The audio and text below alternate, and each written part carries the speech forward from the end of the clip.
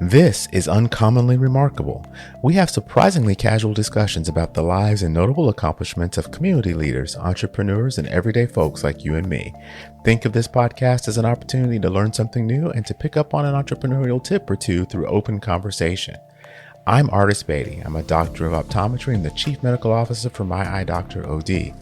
Though we will inevitably touch on topics within my area of expertise, the opinions and conversations held here are separate from my work with My Eye Doctor. Welcome to the show. For today's conversation, I'm joined by Andrew Bolton, founder of Tech Rescue. What began as a simple tech support idea has evolved into a full-blown human support company, helping thousands navigate technology, access healthcare, and reconnect with what matters most. Whether you're a caregiver, tech curious, or just passionate about people-first innovation, this one is for you. Andrew doesn't believe in premium support. He believes help should be standard. In this powerful conversation, Andrew shares how Tech Rescue evolved from a late-night idea to a 24/7 lifeline for seniors and families struggling with technology and access. From helping patients book doctors and set up telehealth to guiding grandparents through gaming with grandkids, Tech Rescue proves that real human support still matters. Ladies, gentlemen, all you remarkable people, please welcome Andrew to the show. Andrew, welcome, my friend. Thank you for joining us today. It's going to be a really, really cool conversation because I have lots of questions about all the things that you've done. So again, thank you for taking the time to be with us. Thank you. Thank you for having me. So, we'll jump into a few things, but, kind of to set the background, we're going to talk a lot about Tech Rescue, which is really revolutionizing, changing the way people interact to get tech help. And I think there's some really cool things that you've done to set yourself up. I love how we say like it's revolutionary, and that's where the part where it's so. I want to argue with you so bad over this. It's not revolutionary. It's common sense. That's all it is common sense.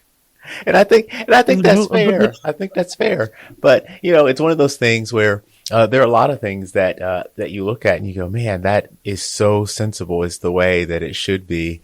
It just takes someone who thinks outside the box sometimes to get us back to those types of things. And, before we hit the record button, we were talking a little bit about the fact that the human interaction is so different today than it used to be. And people are craving a little bit of that ability to get back to human interaction when it comes to things like seeking help.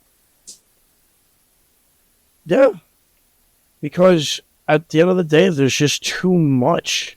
There's just too much. So talk to me a little bit then about Tech Rescue. If we were not familiar with the company, the idea, what's happening, how would you sum it up and then and explain it to someone who's trying to figure you out?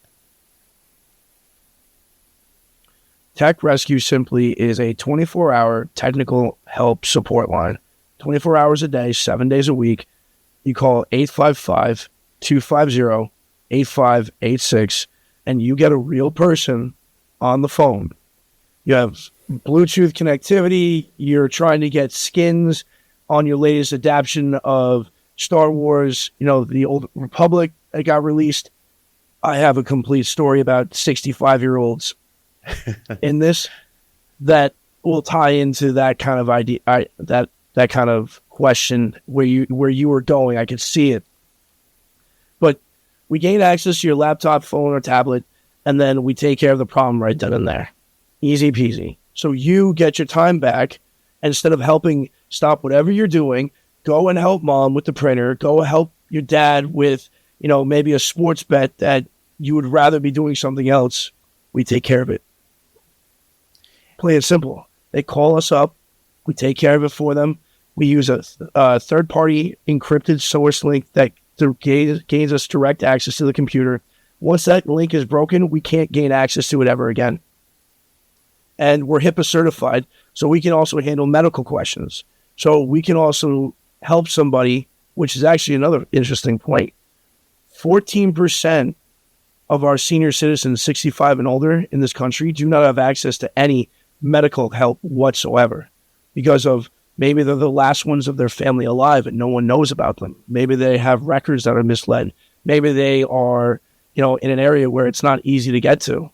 There's a lot of different reasons, but almost 14% of our population that doesn't have that. So with Tech Rescue, we've actually worked with our clients where we set them up with their Medicare information, which we're HIPAA compliant to be able to do so. We find who their local doctor is, set them up an appointment, set them up with an Uber, have an Uber pick them up, deliver them to their medical facility, have them Uber back, and bring them home. And we actually can work with you on those prescriptions that could deliver directly to your door. Because we can now use technology for good and have help wherever you are in the world, we can help those people who don't have the ability to help themselves. That's pretty incredible because, as a clinician, one of the things that we deal with a lot is patient access, right? And so telehealth has really been able to allow people in communities, places where they would not be able to actually physically see a doctor, or they can't quite get out to see a doctor, to be able to have some medical care. So having that access puts them in a better position than they ever would have been. The barrier, though, it can be the technology. So if you are a senior, you're at home, you're trying to use telehealth, but you're not familiar with the ins and outs, you don't know if your device is set up properly. Stage one is really getting those devices to work so that then you can access what's available to you. And so that tie together is really, really cool because, I've listened to you in and on other shows. I've read some about Tech Rescue. I did not know that you had already started using the technology to actually forward for the healthcare services, which I think is phenomenal. So our test pilot was in the Bronx. Single mother, 3 children, had a live-in grandmother, live-in her mother. Well, it's hard to take care of the kids, get to work on time, and also have that. So this was an introduction through friend of friends, and we got her a tablet. We had a prop stand, because every girl on the planet has 18 different selfie sticks. So we got her another selfie stick. So that makes now 19 or 20, however many now there are, because there's a selfie stick for everything now, but whatever. And we set her up from start to finish. She has her medication. She has her health insurance through a major provider here in the New York tri-state area. She has her doctor, and she has her local main hospital still in Manhattan. She had her Uber account set up, her pickup, her drop off, and she also had her prescriptions also picked up at the front desk by the bellhop, by the attendant to the front desk, and put it into her mailbox. And we had a full closure, so we had 100% success rate.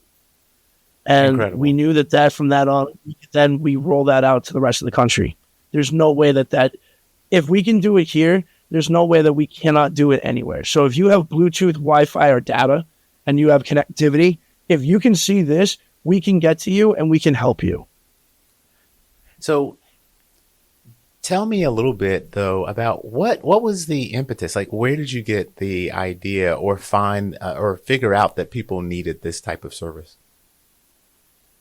So my grandmother was really big into genealogy. It was a hobby of hers when she retired. Like most grandparents, they all have weird little knick-knack kind of hobbies.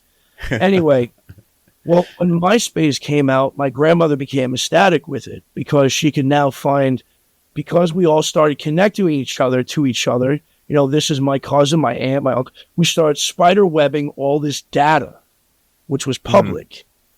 And so what happened was everybody started learning about how our data was collected and sourced. And one of the other things is that Genealogy, the company, did the same thing because it read public data. So all of a sudden, my grandmother set her up with a Facebook, a MySpace account when that was still there. And we would always get, how do you friend request? How do you, there was all these things. So you would stop whatever you're doing and go do that, which was never a simple, easy task. Because even before she passed, going over to help her at her facility was getting in the car, which was about 12-minute drive, But getting inside, meeting her entire lunch, breakfast, and dinner table, same group of girls. Yeah. Same exact order. We all know that subject. We all know that dance. Then about another 15 minutes to get to her room. And then another 30 minutes of talking about her laundry. Did I have enough to eat? Did I speak to one of my cousins? And then what were you here for? I'm here to help you, grandmother. Oh, that's right. Now we do this. And then leaving is 10 times harder than it is coming in, because it's, did you eat? Grandma, I just got done here. She goes, and she'd be trying to hand you stuff out of the refrigerator. I'm like, Grandma, I'm fine. I'm about to go home. Right. So right. What should be like a 12, 15-minute job is about an hour and 45 minutes. Yeah. Now, mind you, I'm never going to forget the times that I had with her doing that. But that's right. At the same time, there were like that were kind of like, I had to get done. Like, Grandma, I really got to go. That's right. That's where the idea came from. So, but what sparked the whole entire thing is my father came into the kitchen and asked me and my mother, did we know how to forward an email? And we looked at each other and we looked at him and it's like, how do you not know how to forward an email? Now my father, a baby boomer, grouchy, somewhat aggravated all the time for some reason, because everything's different. Everything is different from this magical day in his head. Everything's different, so I don't like anything. And he goes, never mind, I'll do it myself. I'm like, Dad, I'll come and help you. So I go help Dad. And I just sat down with her. I'm like, there's gotta be somebody we could call. There's gotta be an Angie's List, something. And so we looked, and she goes, so we were just curious. We whipped out our phones, Google searched it, kept Google searching it, there was nothing. There's nothing. So my mother pours another cup of coffee and she goes, hypothetically, let's say there were. I was like, hypothetically. She was hypothetically. How would you do it? And that's when I went, all right, give me a minute. And that's how it all just kind of spiraled into itself. And what we noticed was where we had the desire is when we were going to and from different rooms with some of my grandmother's neighbors. That person had a TV connection. That person couldn't connect their Bluetooth headsets to the TV. And God forbid if they missed Anderson Cooper, then there was a problem. Anderson, I don't know what it is with Anderson Cooper, but I mean, he's just got that appeal for that. It's not just my grandmother. If they don't see Anderson or hear Anderson, now it's a problem. So that's how it all started. We started realizing there were problems. So, and when we really started seeing real quantitative data is when we started breaking about 100 phone calls a day. Mm. And that's when we started having actual data. So it's really interesting to just kind of think about that scenario just in general, right? Because there are, with your parents, your other relatives, it's not that they're not technology savvy, right? Like they're using technology, and we find that particularly for things like in office remote care, the patients in that generation love the technology, but some of it is harder to use because the things that used to be kind of, if I want this to happen, I click this button, they became less important and maybe hidden, and it's harder for people to find things. And I experienced this with my parents who have very recently gotten into all things electronic, and they're learning things and they're doing things, but then they get to the sticking point and somebody's got to come help them. I love the fact that that they could have a number that they could call and someone could kind of walk them through and figure out how to help them address those types of issues for them. So, what the most important thing to that was in our standard operating procedure manual on the second page after the cover sheet in big red letters is every call is somebody's most important person. I would want your mother to be treated the same way that my mother would be treated. Mm-hmm. And what makes us different is that every call we get is what we call a hot call. Confused, agitated, frustrated, angry, lost, you name it, we have it. But that's normally what comes in. So the type of caliber of person that we have on the phone is somebody that can diffuse a situation easily by first remembering who they are. So your information is pulled up immediately. So we use CRMs. So we use HubSpot. Mm-hmm. So as that call comes up, if you are a client or a customer, that information comes up. And in the notes that you provide when you subscribe to us is mom only speaks Farsi, or mom only speaks, in some cases in the United States, here in the tri-state areas, Jamaican. So, but there's two dialects of Jamaican. So we have that too.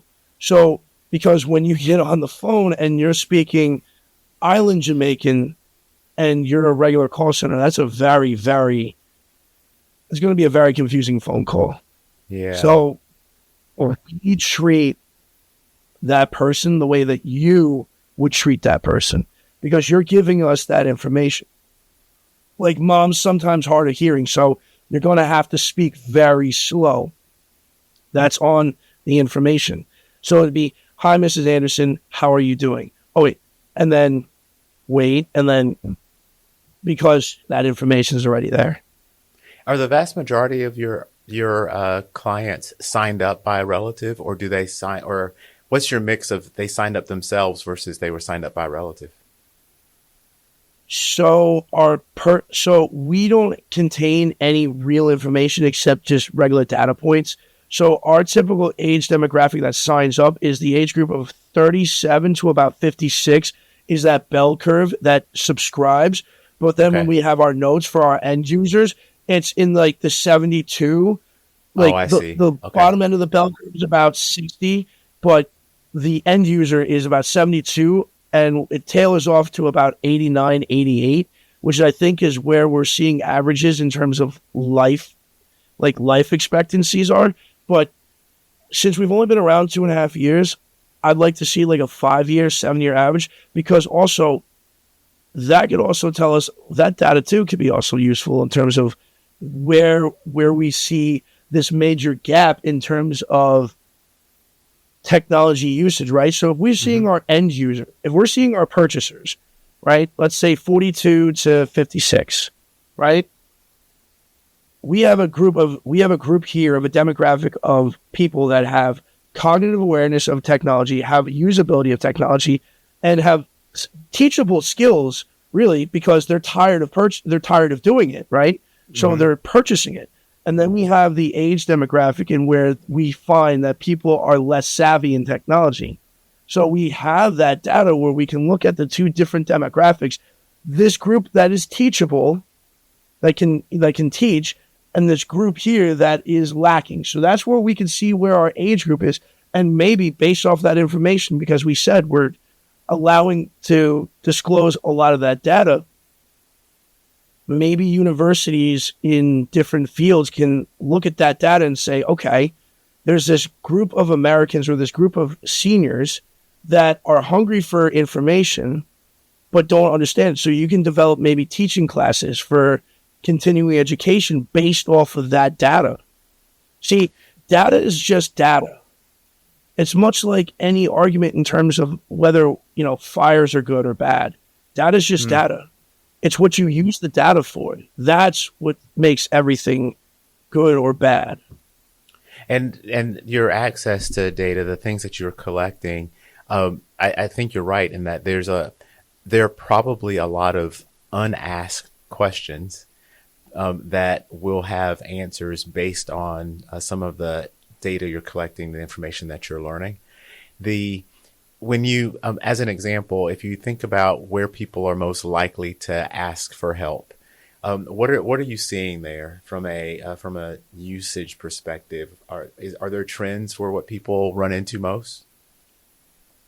Yeah, too many questions. too many clicks and too many questions. When you start getting like 7, 8, 9, 10 pages in terms of the questions, you're asking too much where we're stepping in, right? Because now you're asking them to remember certain things, certain addresses, who's this, who's that. That's where things start really falling apart relatively quickly. I would say in the demographic of end users, 5 pages or more in terms of click-throughs of any kind, you're now going off the rails. And when you go past double digits, we have to start usually the process all over again. That's usually where it just ends. Oh, wow. That's usually what the standard operating procedure has been lately for anything that's like a major file, like when we deal with for medical filings that we have to do with. That's a very long, comprehensive thing. Right. So where we get the calls are usually somewhere about, when we look at the notes, is around page 5, 6 is usually where they've done it maybe once or twice, and they're just so frustrated. And people put the magnet, because we offer our magnet when they sign up. We send them a little care package, things like that. And this is all over the country. So we offer this little magnet, and people have it on their desks. We also have like a little bobble, like a little, so it's nothing, but it's a little bobble that you just tap, like one of those old little Stockholm frustration balls. Oh yeah. But it says tech. So you call tech rescue, or however they remind themselves, and that's usually where we're finding where we're coming in on the page, because we have to gain access to the computer. So we open up the link, we see where you are. And that's usually where we're usually coming in on, is around page 5 to 7 is usually where any real form is where we're coming in at. Got it. So forms are a place where you get questions, problems, difficulties. A lot of questions. I read an article recently that video game usage has really kind of trickled into a lot of these assisted living facilities, and people are using video games. Are you getting any of those calls? Yes. Over the past 3.5 months, we have gotten more calls on skins, on platforms, on expansion packs. So what we found, looking at the 2024 Christmas holiday season GDP, is that seniors made up 22% of the technology purchasing population for that year. And one of their main purchases was wearable technology, so Apple Watches and Garmin watches, which we've seen this pick up for Apple Play in terms of how it's been these past 2 quarters. And what they've also done is they've also engaged in more of purchasing video games. So what we have are these 2 different school generations, right? So we have a young group of kids that do not go outside. They look at a stick and they have no idea that this one thing could be a billion different things depending on your imagination. They see a stick and they go, what do I do with that? We have a generation that has no idea about technology, but somehow they've gotten together, and grandparents for less than $1,000, because you can get everything for under $1,000 now. I'm not saying it like that's a lot. I'm not saying like $1,000 isn't a lot, but what I'm trying to drive at is, back in the day, a 60-inch TV was tens of thousands of dollars. At Walmart, you can get a 60-inch plasma for $363. You can get a PS5 for $500 to $600. You get a handful of games, which is what they're doing. They're getting MLB and NBA 2K. They're getting Madden, and they're getting games that their kids are playing, and they're playing online with their grandkids when they come home after school. That's incredible. So at some of these homes, at some of these nursing facilities, we're setting them up so we can have your Amazon set up, right? So you have your Amazon delivery system, your Amazon, because you can hire people on Amazon to set up the TV.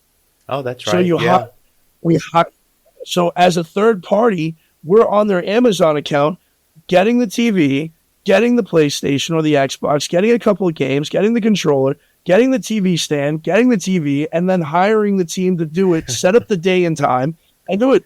We do that service. We're a carte blanche service. We're not a technology support company. We're a human support company. Well, really is what we do.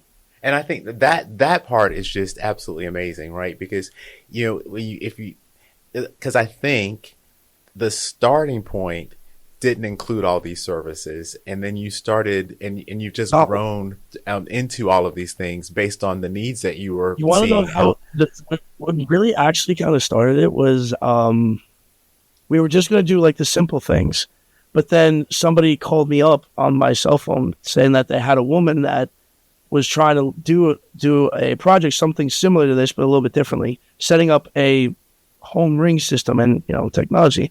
And she said, I don't know how to help. I thought about it for a second. I said, wait, yes, we can. I said, yes, we can. And we said it. So I got two-way conference called in. I said, yes, ma'am. Hi, this is Andrew Bolton, the CEO of Tech Rescue. How are you? And I took over the call. I said, do we have access to the computer? She said, yes. I said, okay, we can help with this. And we did the test and we made it happen. So she was very, very helpful. And she called us to say that the package got delivered. She took a picture of it. She called us to say that the, what was it?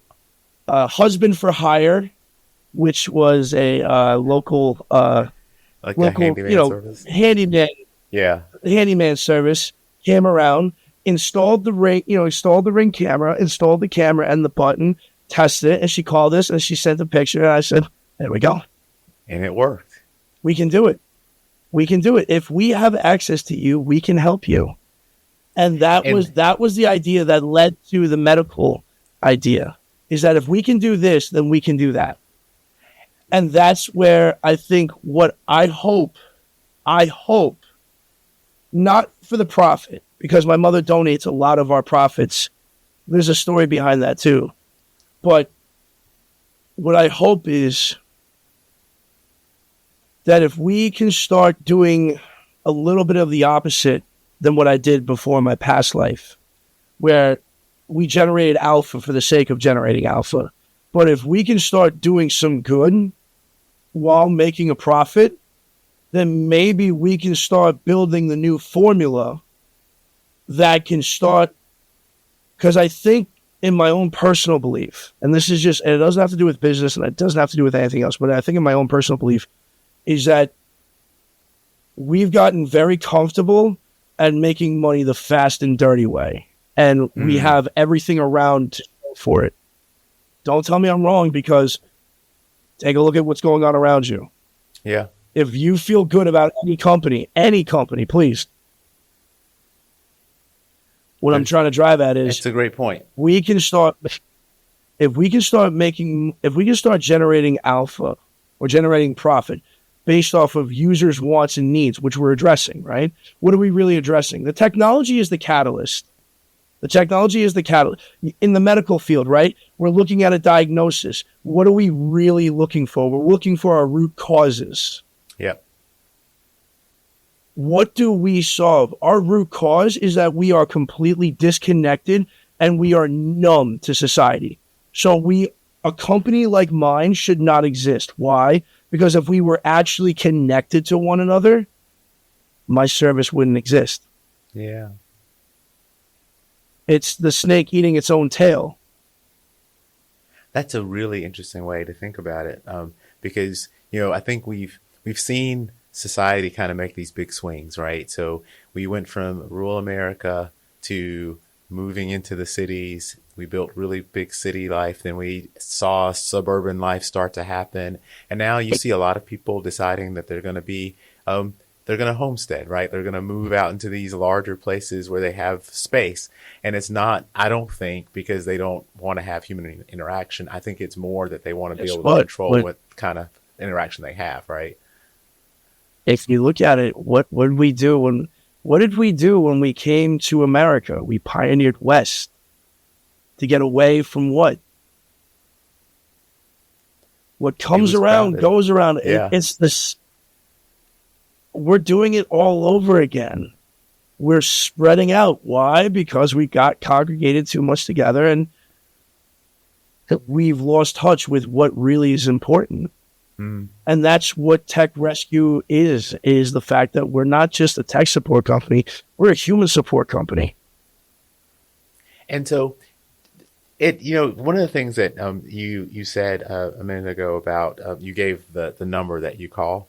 That's also, I think it's important because there's a lot of scamming going on with people getting access to computers, right? So my mother-in-law, as an example, she called us up and said, "Hey, my computer was going slow. People called and said they could help me. Now they're moving things around on my desktop," right? We've seen the movie Beekeeper with Jason Statham, and those are companies or scammers that reach out and touch the person.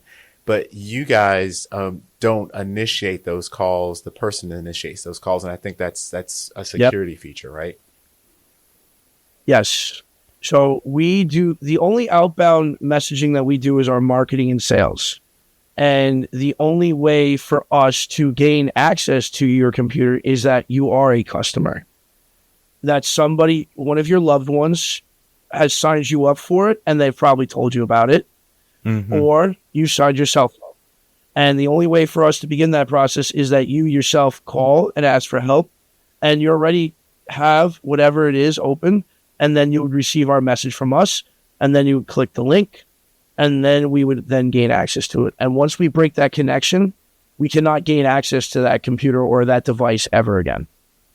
Well, I think that's key for a lot of reasons. From a safety perspective, it's key, but it also is a great thing for people from a communications perspective, in that if I'm going to tell my loved one, "Hey, you can have, we're going to get you some support, but you have to call," be very aware that they're never going to come and access your computer or call you to access. I mean, it just sets up this different thought process for the person so that they are more aware of what could happen.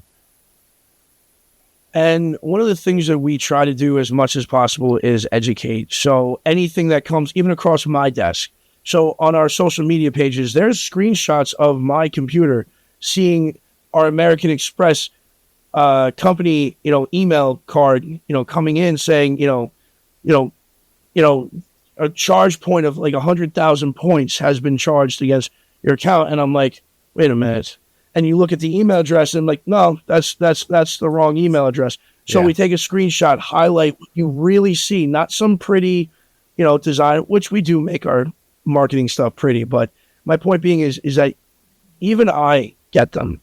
And if I'm getting them, your family and your loved ones are getting them. And we're doing as much as we can to help identify the people that are doing it and showing what to look out for. Because at the end of the day, if you don't recognize it and you don't know it, don't touch it.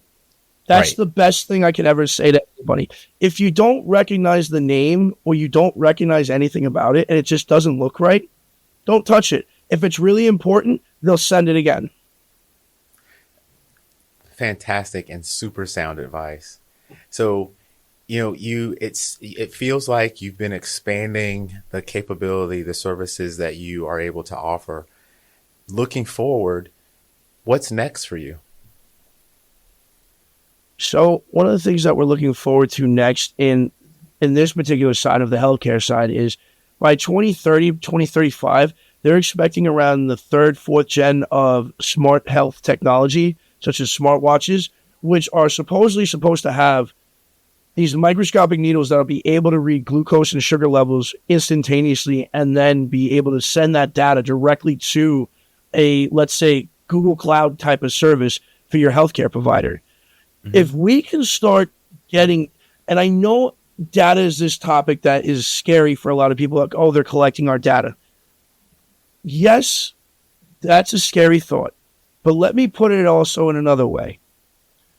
As data is collecting in real time across a mass population, right? Let's say half the country.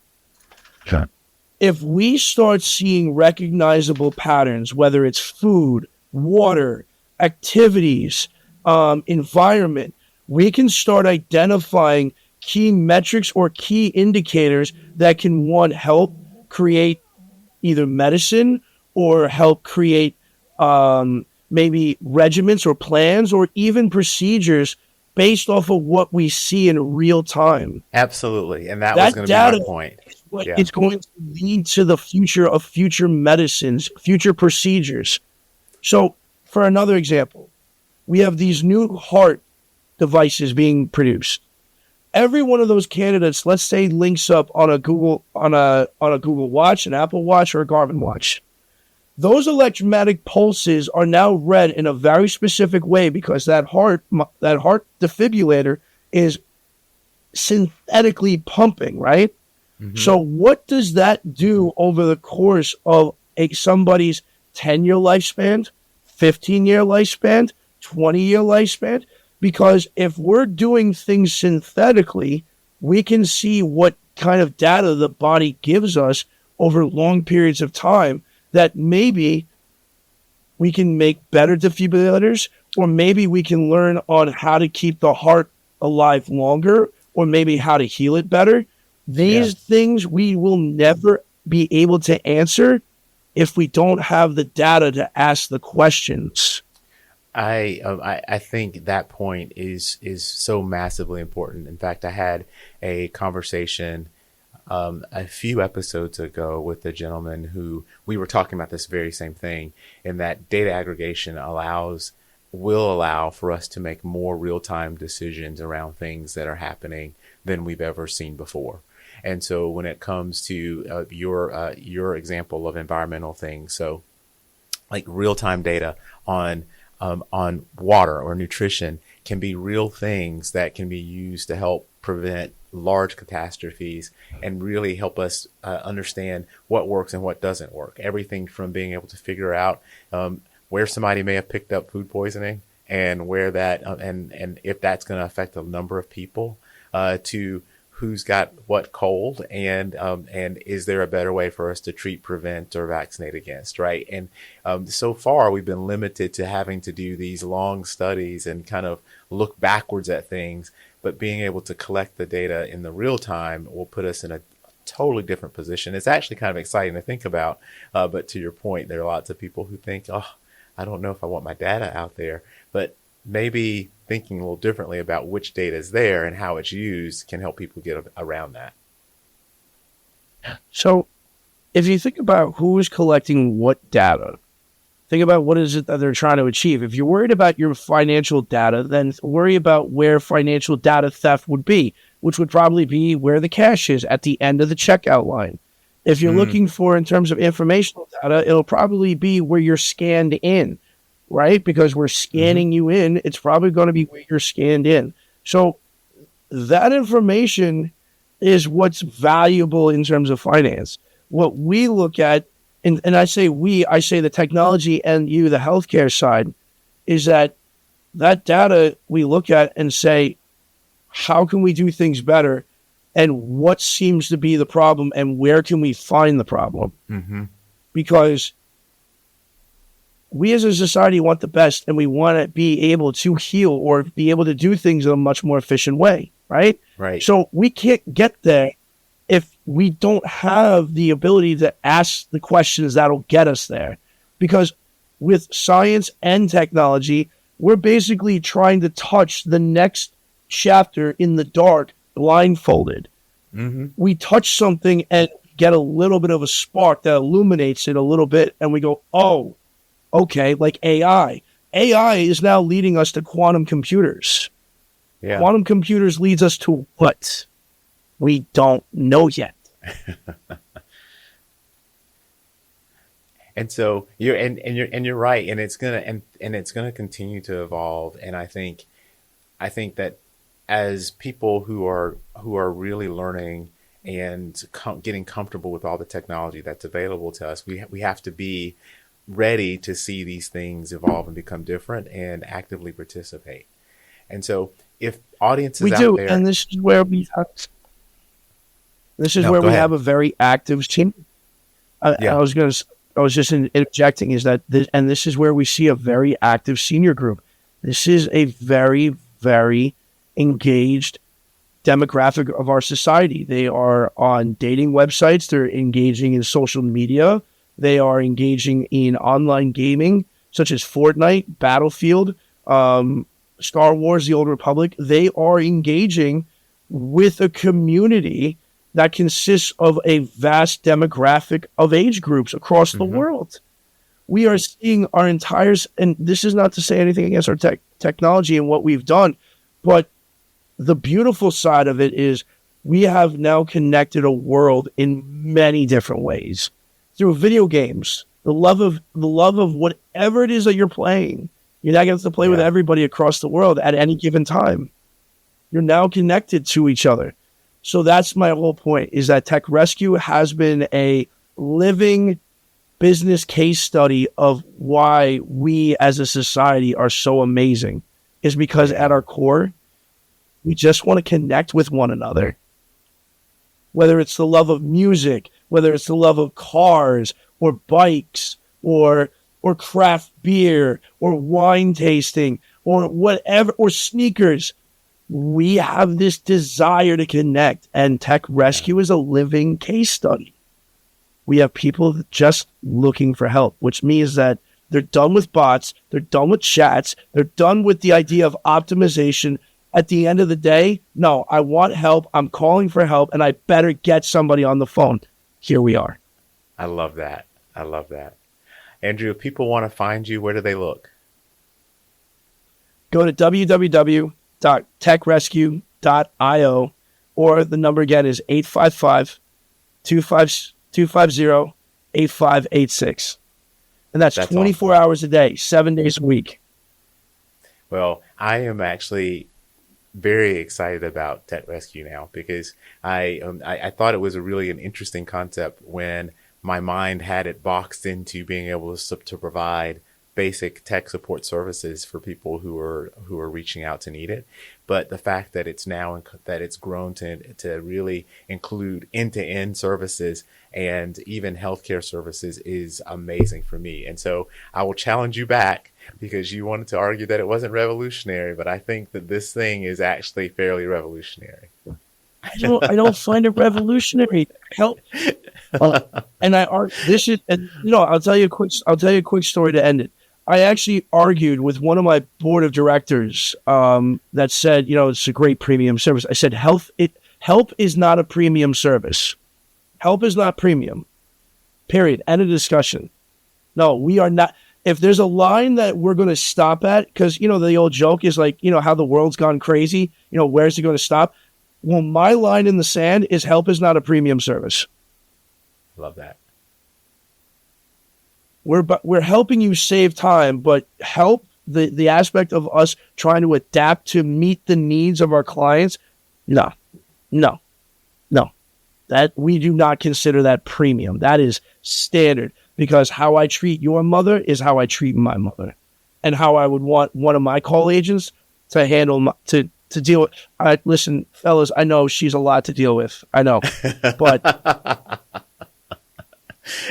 I can't be the only one that handles mine. That's excellent.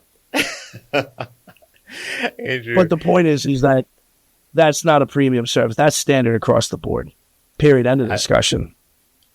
Well, thank you so much for spending some time with us, because I think this is absolutely amazing. And I really appreciate just talking to you about it. Your passion comes through. And I wish you all the success. And hopefully you'll continue to touch people that really do need the help.